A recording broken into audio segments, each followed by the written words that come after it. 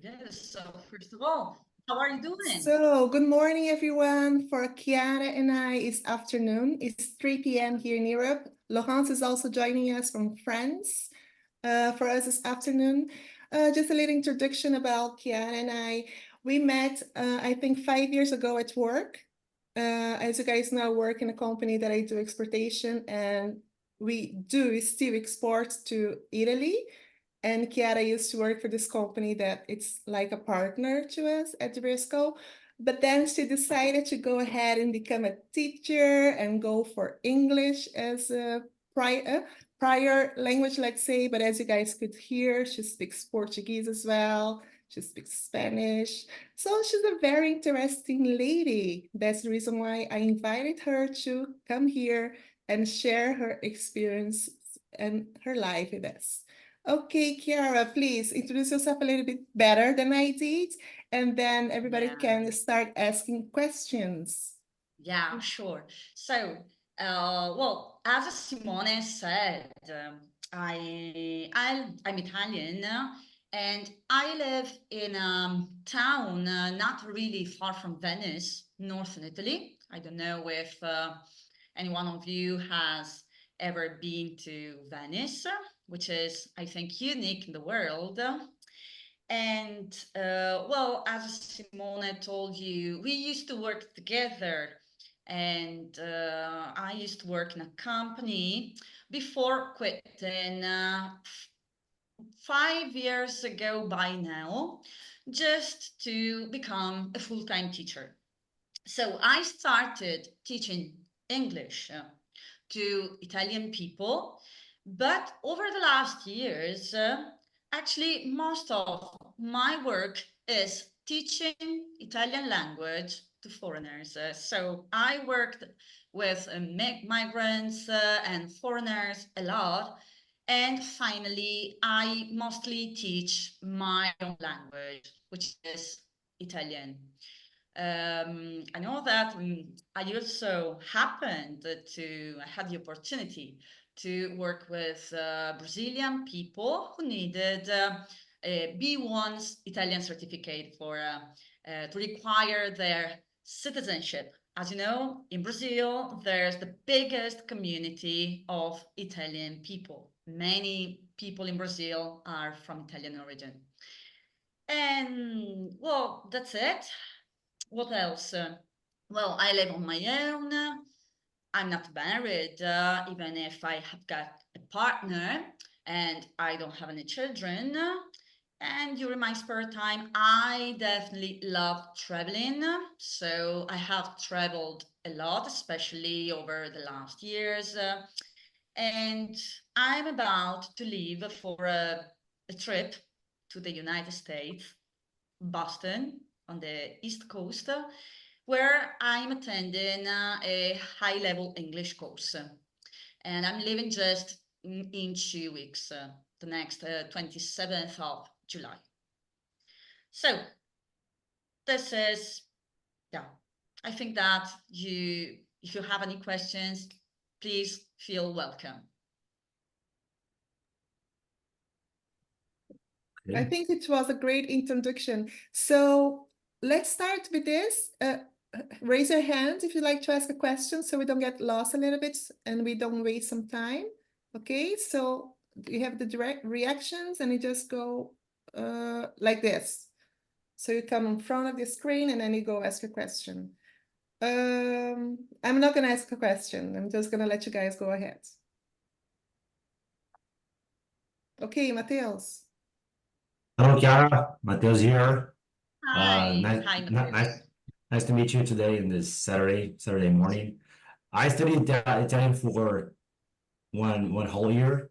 I got a B1 certificate in Italian. It's Chiali certificate, but it wasn't for cittadinanza, which is citizenship.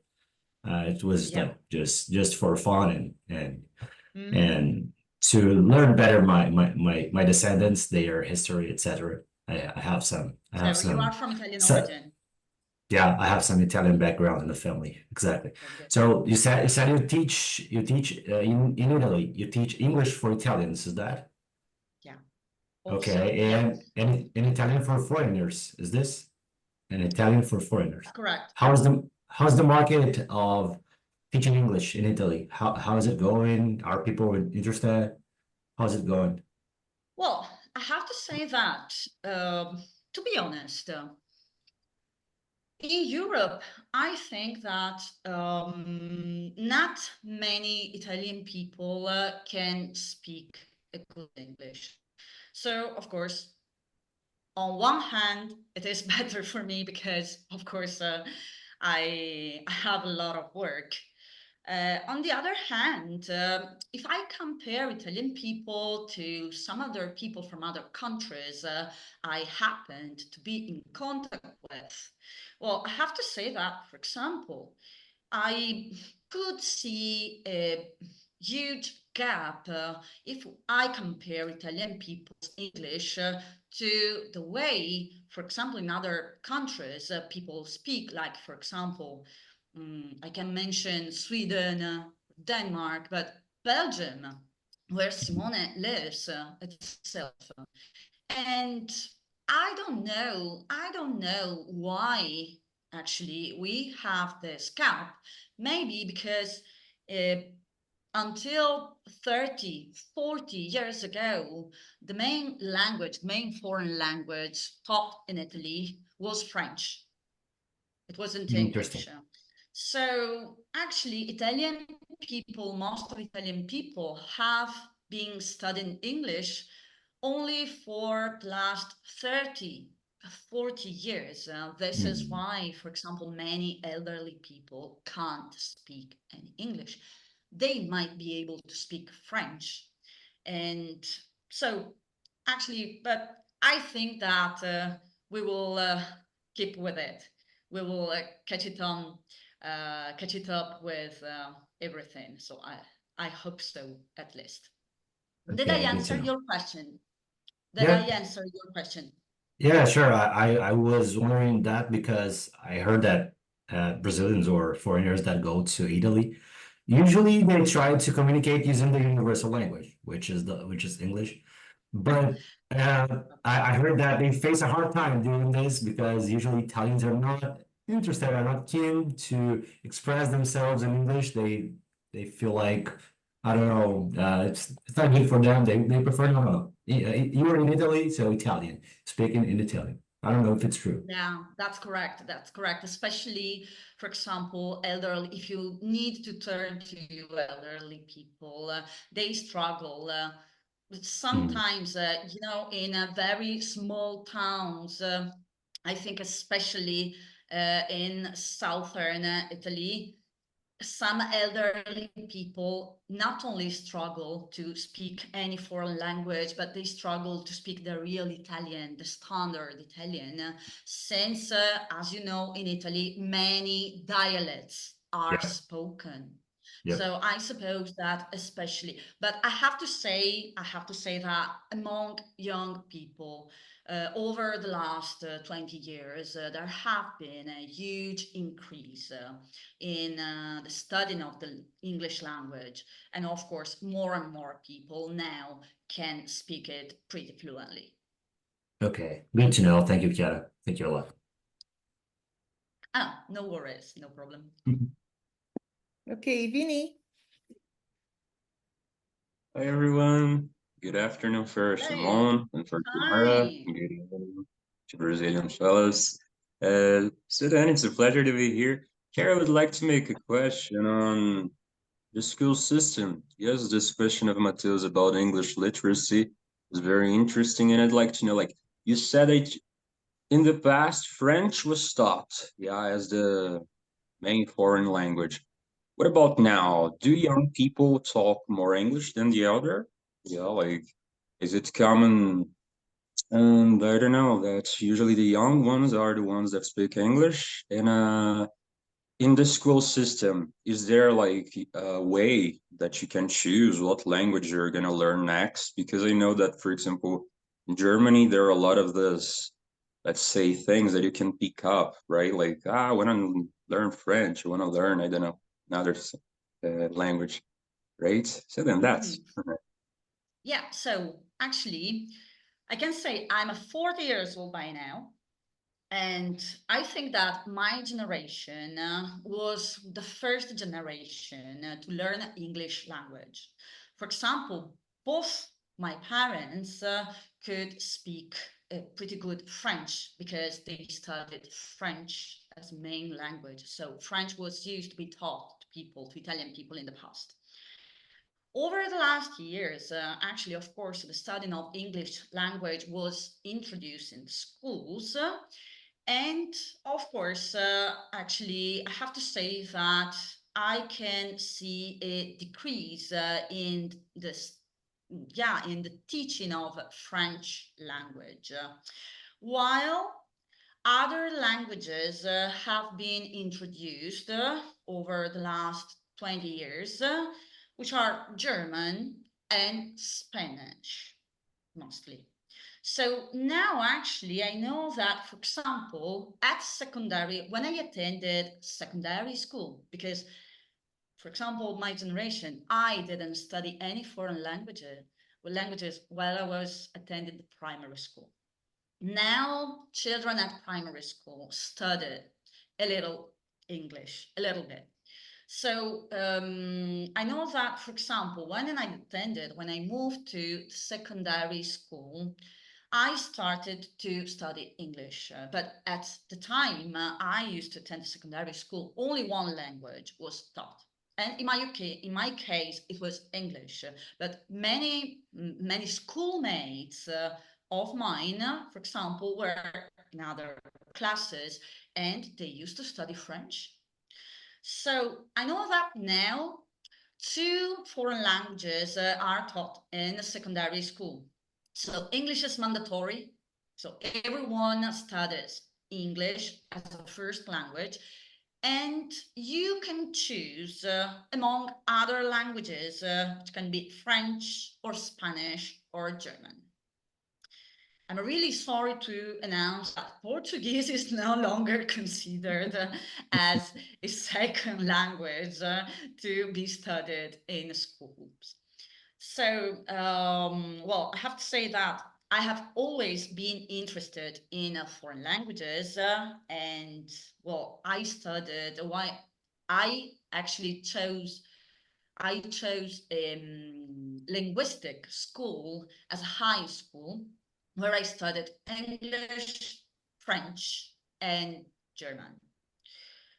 And after that, since I had 2 neighbors from Sao Paulo, Brazil, well, I got interested in Portuguese language, and this is why 9 years ago I decided to take a Portuguese course, which was really outstanding, definitely awesome. And so this is why I can speak a little Portuguese.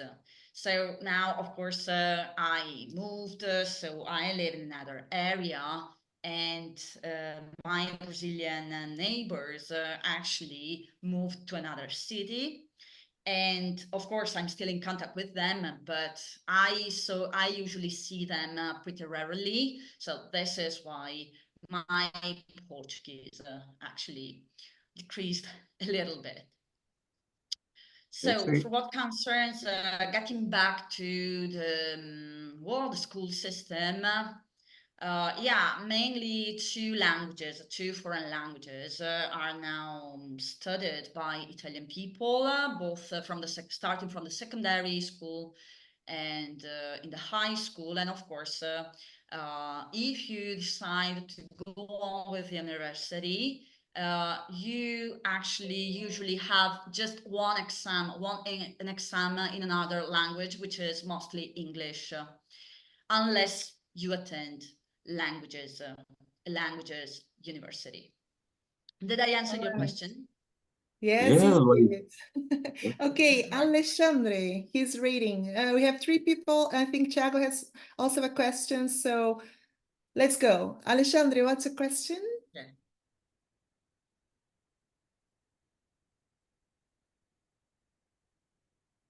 Oh, are you mute? Can you please change? Yes. Sorry. Yeah. Okay. No, it's okay. Okay. Good morning. Good Hello, morning, everyone. hi. Hello. Hi. So I'm happy to hear that you moved to the long term employee long term to another profession. This is Mhm. I think it's a great difficult to decide to do this, and I would like to know more about your journey. Uh, I I imagine I think that you planned a lot, uh, so many maybe years and months, I don't know, but I'd like just to know more about your journey, uh, your transition, Yeah, this employee long term to the how can I say that uh, to invest in your career as a English teacher. yeah, that's right. Okay, well, I worked for this commercial company where I used to cooperate with Simone for 5 years. And since I used to have a part-time contract, actually a 75% part-time contract, I had 3 afternoons off. So I decided to get a second job. And since I realized that I liked teaching, since at the time I used to do some private classes, private lessons, mainly to school kids and high school students, I decided to apply for a school of languages, which at the time I was searching for an English teacher. So I actually had a job interview and they liked me. I got the job and it was my first course because I usually teach English in companies, not in schools. So, well, I had the occasion to start teaching, and it was a very good experience. Everything worked out. People were satisfied, and I started to teach more and more. So at a certain point, things got really stressing for me since, of course, I actually used to have 2 jobs, and at a certain point, I knew that it was time to make a decision, to make a choice. And well, it was, yeah, I thought about this transition, this change for months, considering all the possible scenarios, since I'm a freelancer.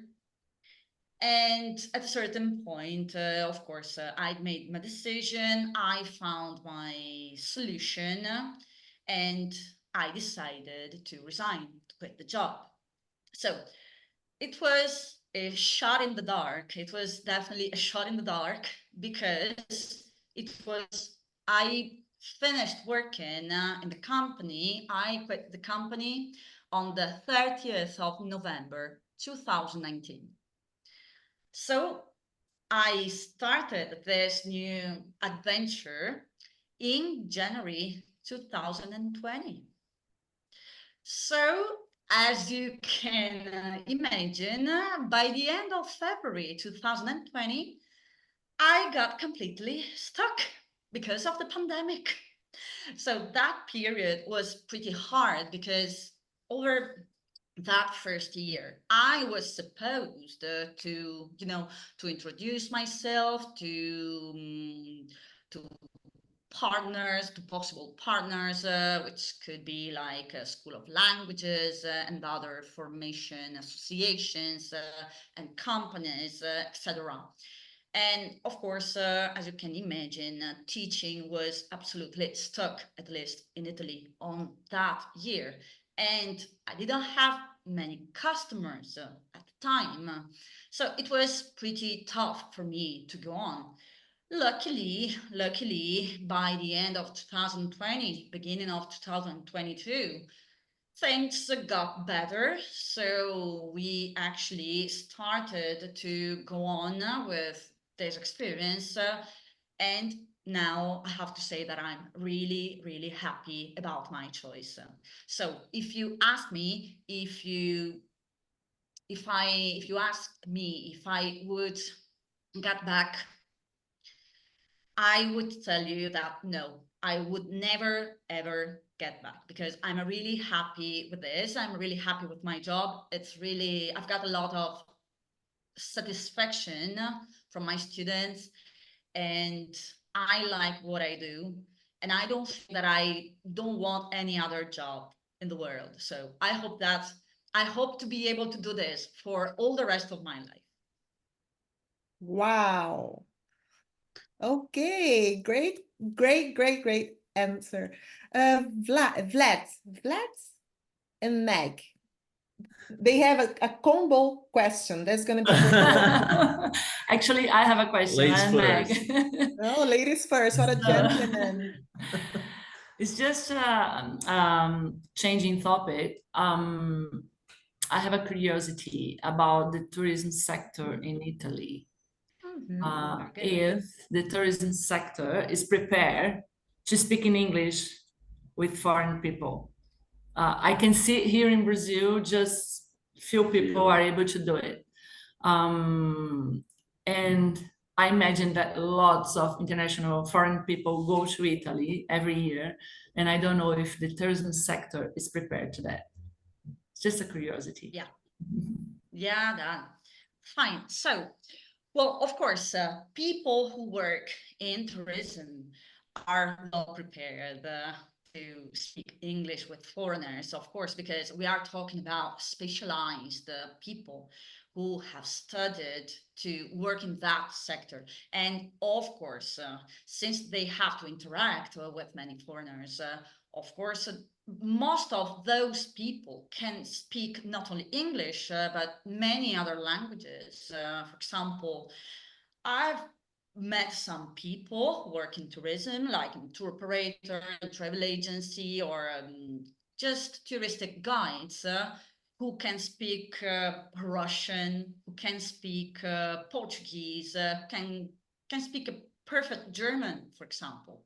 So I suppose that if you work in tourism, you surely have to be able to interact with foreigners, and of course, they are able to communicate in English and many other languages. All right. Thank you, Chiara. Yes. Heider. Oh, hello, guys. Hello, Chiara. Good morning. So, Chiara, in Brazil, the bilingual school are increasing, all right? So I think it's a new trend, but here they are very expensive. My question is, are there many bilingual schools in Italy? The school that kids, special kids, can learn English and the other discipline, the other science. That's all right. So as I mentioned before, in the past, there didn't used to be many international schools in Italy. Since actually the study of other foreign languages was a little underrated in my opinion. But now I know there are more and more international schools. For example, a kid, parents can choose to send their kids to an international school where kids are taught in English and not in Italian. And there are also kindergartens who are just set in English language. So, for example, kids are taught in English since a very, very young age. And at the moment, of course, we don't have a huge number of international schools, but in my opinion, the number of this kind of solutions has been growing. Yeah. It was a great question. Great question, Heide. Thank Okay, you. Thiago is ready. I think he had the same question as Meg, but now he's going to have to come up with something else. Otherwise, you're going to lose your spot once again. Did you think? guys. Hello, guys. Good evening for European. Good morning for Brazilians. I'm happy to be here. My pleasure, Chiara. I appreciate your nice to meet you. I appreciate your journey and your devices. Thank you so much. My question is about tourism too. It's like Meg, because I never been in Italy, but Italy is in my wish list because there are beautiful place, beautiful people, and tasty food. Give it to us recommendation for the first time in Italy. What kind of place? It start in summer. Start to Costa Amalfitana or Toscana or Catholic roots. What kind of what who started enjoying Italy and what your first place? Okay, well, this is a very difficult question. I know. This is, I think, the most difficult questions you have asked me up now. So, what can I say? Well, we've got, as you said, there are plenty of beautiful places in Italy. Well, I think that it all depends on what a person would like to do and to see. Because, for example, if a person is fond of history, well, the first place I would suggest is Rome. Indeed. Even if, of course, we have many other historical, beautiful sites all over Italy. For example, there are many in South Italy, in the south. If a person is interested in, I don't know, climbing, hiking in the mountains, etc., well, I would definitely suggest to visit the Dolomites, which is the mountain chain we have in northern Italy, and Dolomites are definitely breathtaking. They are stunning. Chiara, please give me a second. Bruce, would you please share a screen with us so that everybody gets to know what she's talking about, where she's from, how far it is from Rome, yeah, right. and how we can get can we do that by train, Chiara? Is it good to travel by train in Italy or not? Yeah, right. We've got, of course, you can travel by train, and we've got a system of high-speed trains, and the most famous one is called Italo. And well, of course, sometimes it's also pretty cheap. Yeah, so these are the Dolomites, and I can see le tre cime di Lavaredo, the three Lavaredo peaks, which is a very popular site. So if you are fond of mountains, if you are fond of hiking, this would be the perfect place for you. Yes, Simone, well, traveling by train is also pretty cheap sometimes because you can find very good offers. All right, So tell we us a can little bit see- more we can about see some your pictures. region. Chiara, Yeah, tell well, us more about your region.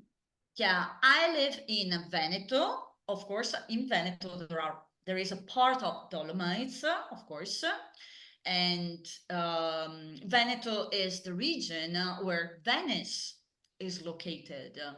So I think that the most important attractions in my region, well, of course, we've got beautiful mountains, and as the main cities, you can visit Venice, which is unique in the world, as a stunning city. And I have to say that my favorite city in Veneto is Verona. That maybe some of you know Verona, which is the city where Shakespeare set the story of Romeo and Juliet. And so now you can see Venice, of course. As you can see, Venice is on the sea, and this is, yeah, here you can find some pictures. Can see some pictures of Verona. And in Verona, well, you can see the arena if you are fond of history, since the arena is a Roman. Some Roman ruins, and I have to say that Verona has, in my opinion, one of the most beautiful city centers I have ever seen. So, yeah, I think that I would suggest this. In Veneto, I would not advise you to go to the seaside because unfortunately Veneto hasn't got a very nice coast. I mean, actually, the coast here, although is really attended by German people, is, in my opinion, pretty too crowded, and the seawater is not transparent at all. It's just like go for a swim in. Sometimes it looks like to go for a swim in vegetable soup. So actually, no, don't go to the seaside here in Veneto. Just visit Venezia, Venice, which is really nice. But yeah, forget about going to the seaside. While if you are, of course, if you are interested, if you are keen on beautiful sea, well, of course, the most beautiful, the best place for you would be the south of Italy, because we've got beautiful sea in Sardinia, which is a very popular location. And in my opinion, Sicily is also extremely fascinating. If I had to choose between Sardinia and Sicily, I would recommend you to go to Sicily, because in Sicily you can find everything. You can find wonderful landscapes, some stunning seaside, and you can find history. And in my opinion, that's my personal opinion, in Sicily you can find the best food in Italy. Oh, thank you so much, Chiara. I have changed my list because Italy was behind the other countries. Now, if I know more, I will change. Thank you so much. Oh, Okay, I think Alessandra had a question. Where did she go? Oh, I don't see her. Okay, Vanderlei, are you ready? Or Lucas? Hi, I'm here. Oh, yes. Okay, sorry, I just missed you. Hi. Okay, go ahead. Okay. Hi, Chiara. So I have a question for you. Speaking only about Italy, you always lived in Veneto, and if not, in what cities have you lived in? And which one do you think is the best for foreign people to live in Italy? Okay, this is a difficult question too, I have to say.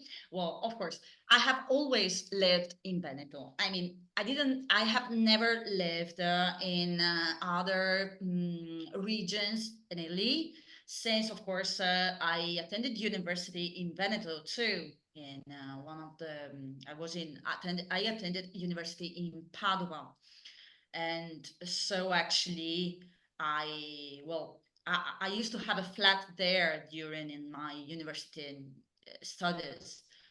Well, I think that it depends on what you like, I suppose.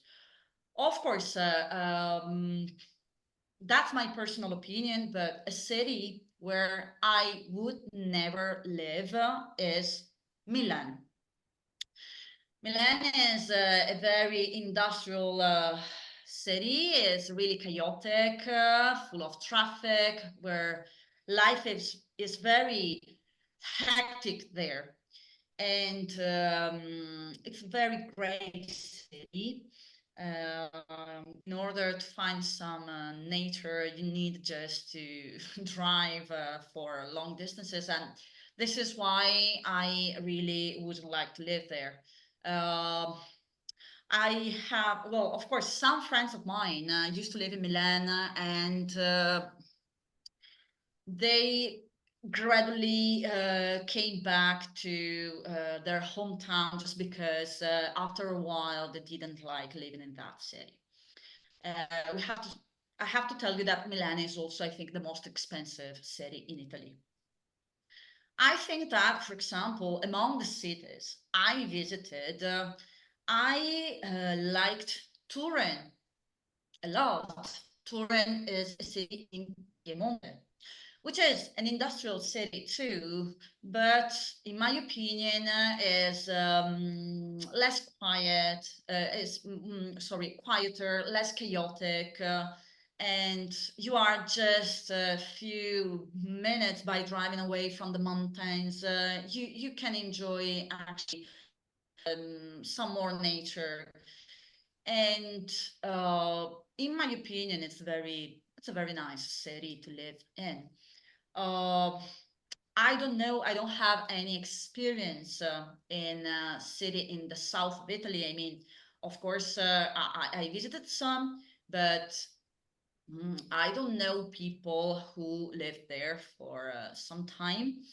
So I have to say that maybe in the south of Italy, life is much quieter. The people in South Italy really take it easy, really live their life very peacefully, very calmly. So if you like working, if you like to have some more job opportunities, I think that the north is most suitable.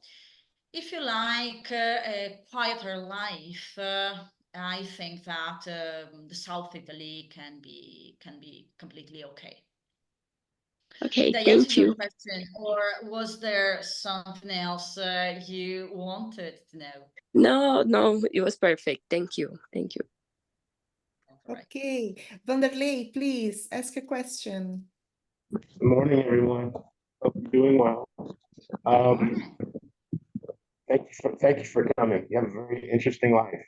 But, so when I think of Italy, I think of two things. In 1996, I bought a 1967 Alfa Romeo, and I was told that they were built for the mountains. So I realized, okay, there must be mountains.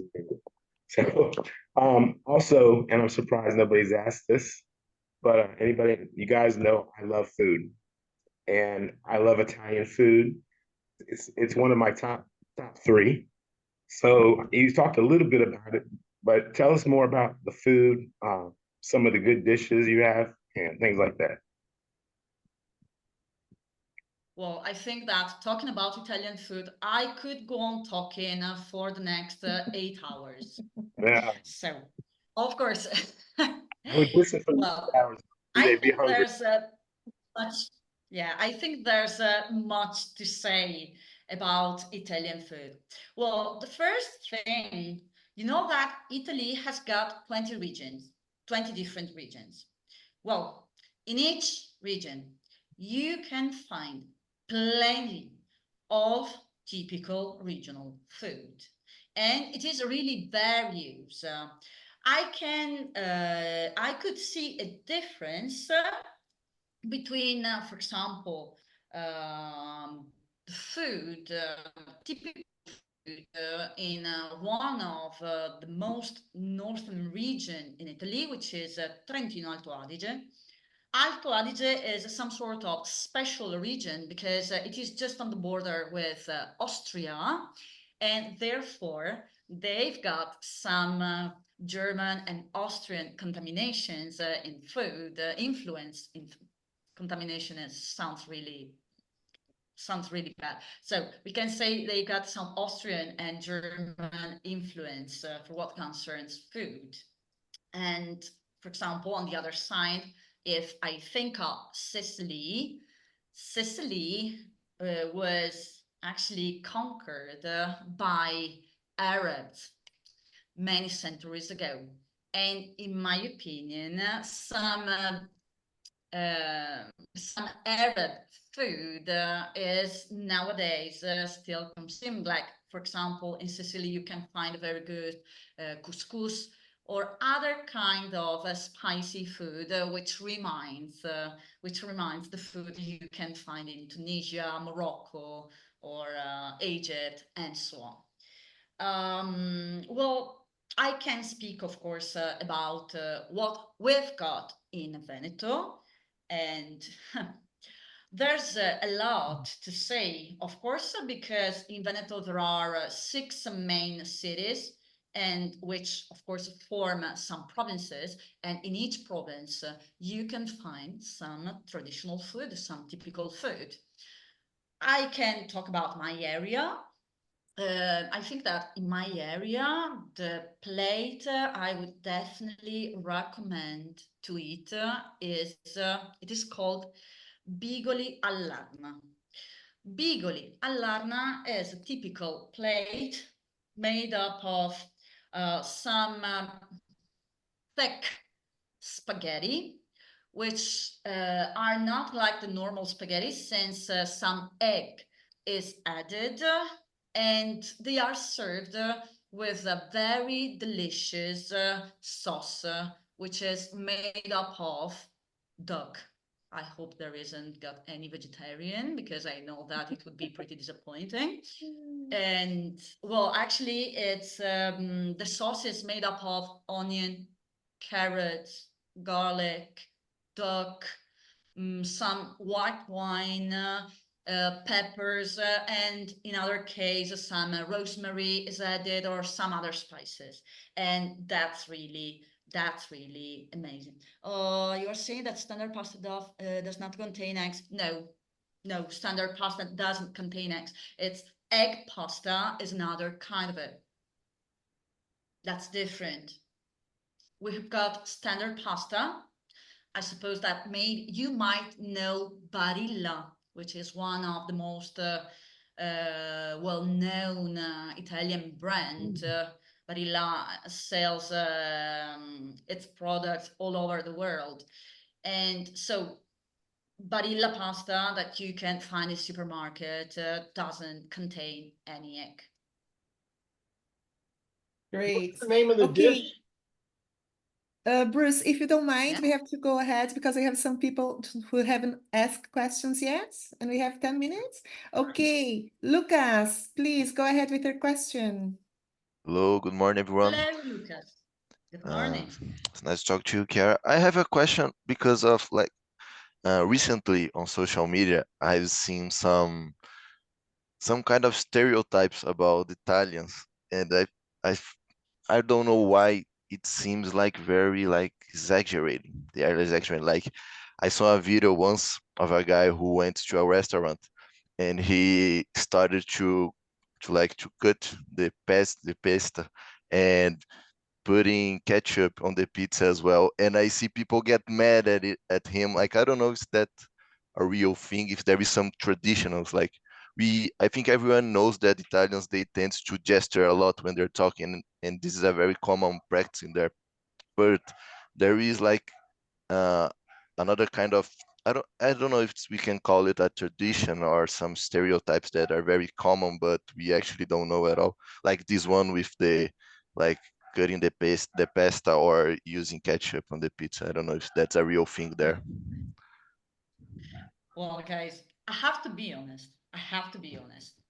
Well, I know that people, working a lot with foreigners, I know what kind of stereotypes foreigners usually have about Italians. And I have to say that many of the stereotypes, guys, are totally true. So, for example, we are well known to use our hands a lot while talking. So we speak with the hands. Do you know what this gesture mean? So I will teach you what this gesture, which is quintessentially Italian, means. Remember that this gesture always implies a question, like, what the hell are you saying? What the hell are you doing? And it's like, I can't understand. You look weird to me. So, well, of course, talking about other kind of stereotypes, one more stereotype foreigners usually have about Italian is that Italians are noisy. And I can confirm, yes, we are a lot. No shame. Is that Italians are also bad in speaking foreign languages, and I can confirm this time too, yes, we are. And that Italian are really bad at driving, and I can confirm, yes, we are. So there's a famous saying in English that goes like, for example, just in order to underline the difference, to point out the difference between North and South Italy about driving, about the road system. And we say that in Milan, road street signals are instructions and are mandatory. In Rome, road signals becomes suggestions. In Naples, road signals are just decorations. And that's true. This is a stereotype, but that's completely true. So there are many. I think that sometimes some of them are just exaggerated, but I think that each stereotype comes from something which is real or maybe was real in the past. So I hope I answered your question. Oh, it was perfect. Thank you so much. And also very funny and honest. Okay, Vlad has a question. He was shy, waiting. Now he's gonna go for it. My turn. Hi, everyone. Yeah. So my question is, because when I think about Italy and come to my mind, like in the summer, people in Rome, like around the fountains, like trying to fresh up a little bit, and also some big floods. I don't know what is. So tell me a little bit, or tell us a little bit about the weather in Italy, how it looks like, or if it's different from south to north, how it looks like. Yeah, well, of course. How about the weather? How about temperature? How about Italians react to? Well, of course, I think that well, in Italy we are experiencing what we usually call a climate change. I mean, for example, it's the 13th of July today, and today outside it's 22 degrees, which is pretty fine, But, for example, 4 days ago, it was 39 degrees in the town where I live. And I live in the north, guys. I don't live in the south, where this temperature would be more normal. So actually, I can say that I can't remember it was that boiling in the past. And year by year is getting even worse. So Of course, well, during the summertime, we usually work until end of July, beginning of August, and usually most of people have a summer break from the beginning of August until the end of the month, since it's really hot in Italy, and most of people go to the seaside or go abroad, go to the mountains if they prefer the mountains. So actually, we take the occasion to move to cooler places during the summertime, especially if you live in big cities. For example, I know that many Roman people have got flats on the seaside, or maybe they moved to the south of Italy. Well, Sicily and Sardinia and Puglia and Calabria are also very popular destination during the summertime, and I have to say that the sea is amazing there. And well, yeah, we mainly have our holidays in August, and we usually have also 15 days off during the Christmas time. But of course, this is something which depend, yeah, on the companies. And on Christmas time, of course, we like going skiing on the mountains. Did I answer your question? Yeah, sure. Thank you very much. Yeah, very good. Alexandre. Okay, Chiara, I have a question about the barriers that the Italian people have to overcome the level of English levels, because when we started to learn English, we have many barriers to overcome, like vowel sound, the end of the words. We can give up our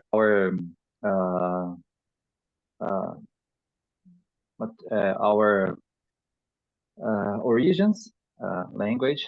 So for Italians, it's the same, because in Brazil, I saw many people that is facing trouble to improve their pronunciation. So I'm trying to training things like that to improve the pronunciation and to try to sound more like a native. But I know it's so difficult for everyone. Some people, okay, they can go on quickly, but for most of Brazilian have difficult to change the way to speak. We bring our our origins to English or another language, and for Italians, how it's the journey to the beginning stage to advanced. Do you see any similarity with Italians and another students from, like a teacher, you have, yeah, you have students from all over the world, I imagine. So what I mean, what the best way to overcome this barrier of the language, the pronunciation, the grammar structure? Because for me it's so difficult to formulate the sentence to speak it smoothly and flow in the conversation during a long period. Yeah. So your I don't know if I mean. Yeah, I think that your question is clear. I will try to answer. So, well, I have to say that from what concerns Italian language, I have to say that for someone, Italian language is really tough to learn. I mean, While Italian language can be pretty easy to learn for a French person, Spanish one, but also a Brazilian or a Portuguese one, since of course all these languages come from Latin. So there's a common root. Well, I have to say that American, English, so English native speakers in general struggle a lot with Italian language. And of course, the reason why, in my opinion, is pretty obvious, because as all the Latin languages, we conjugate verbs. And well, in Italian, actually, we've got a pretty complex grammar. Think just that we have seven determinative articles. So there are many. And sometimes, of course, it's really hard for them to remember everything. Then we have, of course, a lot of exceptions in grammar.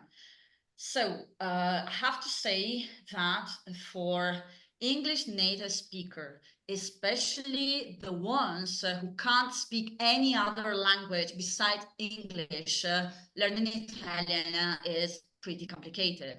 For example, some years ago, I had an American student whose mother was from Ecuador or from some Central American country.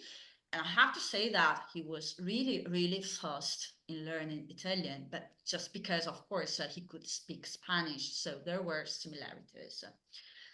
I think that, for example, on the other hand, Italian is a very easy language to read.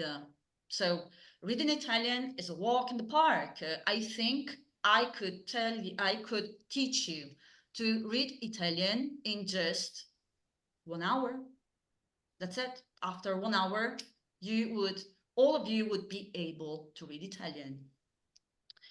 And for what concerns English instead, I think that Italian schools have a huge problem that phonetic is not taught at all. So actually,